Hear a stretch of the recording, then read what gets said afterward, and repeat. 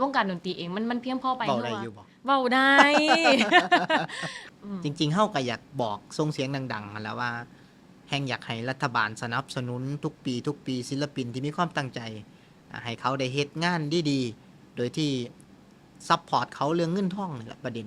ว่าทำดนตรีบ้านเฮามันยังก้าวข้ามเรื่องเงินทองเนี่ยคือชีพรอดปลอดภัยเนี่ย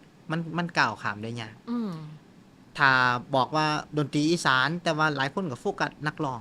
า คือนักร้องนี่เขาอีกอยู่อีก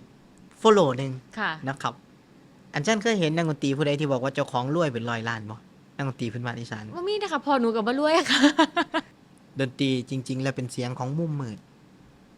แม้กระทั่งวงดนตรีใหญ่ๆนี่เจ้าเห็นนักดนตรีชัดๆนี่จักวง อืม ลองไล่เบิ่งนักดนตรีพื้นบ้านเฮานี่บ่กี่วงดอกที่สิส่วนกันเฮ้ยเฮาเป็นนักดนตรีเฮาออกมายืนทั้งหน้านำกันบ่ซึ่งอันนั้นเฮาบ่ลงรายละเอียดแต่ว่าก็ขอบคุณนักร้องหมอลำหรือต่างๆที่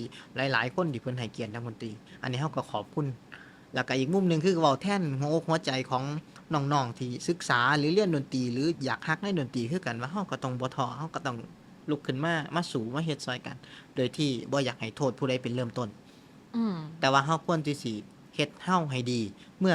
มันมีดี1ดี2ดี3ดีนำกันหลายๆยามรวมพลังมันจังแข็งแรง